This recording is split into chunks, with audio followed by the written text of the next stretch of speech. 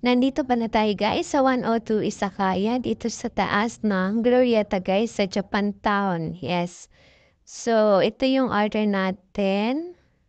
Tofu, fried tofu, and takoyaki. And so far, masarap siya guys ha.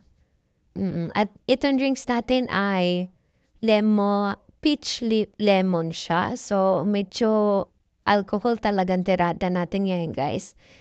Tapos, yung fried tofu nila is masarap. Lami, kaya nga lang fried tofu ba? O, di ba? Nagkahangol-hangol, oh. Ang sarap niya, guys. Promise. Ang sarap ng tofu nila. Bakit ang Japanese tofu is masarap, no? Unlike sa atin, yung tofu natin parang bitter ng konti. Pero sa kanila, masarap yung tofu nila. So, ito pala ay karage, guys. Kung tawagin sa atin ay fried chicken. Pero maganda sa kanila yung karage nila kasi kung tawagin sa atin fried chicken, diba? Yung fried chicken sa kanila, guys, is boneless talaga siya. Masarap talaga din. Kahit walang sausawan, hindi ka na kailangan magsausawan. Masarap talaga siya. Tasty, sobrang tasty yung kanilang fried chicken, guys. O karage. So, yun na guys, tapos na tayo magkain-kain kaya nandito na naman tayo sa K-Park. 'Di ba nakakita tayo ng model-model natin kadali. Libre tayo sa model, charot.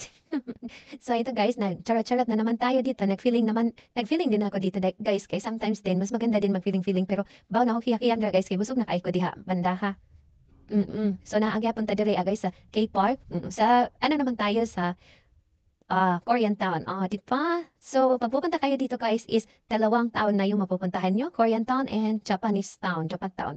So far, ang ganda dito. So, this side guys is Japan Town naman siya. Di ba? Nakakatuwa talaga siya po. Pag pumunta kayo dito guys, ang ganda. Sobrang nakakatuwa siya. Tapos, ang dami ninyong magagawa. Maraming spot din dito guys for Instagram. So far guys, after namin pala Japan Town, ay nagpunta tayo sa Mansyan. Yes, nag-Mansyan tayo guys at nag-inom na naman. O di ba? Wala talaga tayong kadala-dala. Inom na naman dito. So ito naman yung order namin, yung nachos nila. Ang sarap ng nachos nila. Tapos yung french fries, dalawa lang order namin guys. So try lang magud mo guys kay kanang kuan pero naman mahurot mo ang kuan guys. Wala mahurot kay kanang daghan magud siya kud. So far guys, ang ganda ditong bar kasi meron siyang para sa maingay, meron din para sa chill lang. Pinili namin dito guys sa hindi maingay sa medyo tahimik lang. So hanggang dito na lang yung ating video for today. Maraming salamat sa mga manonood nito and bye.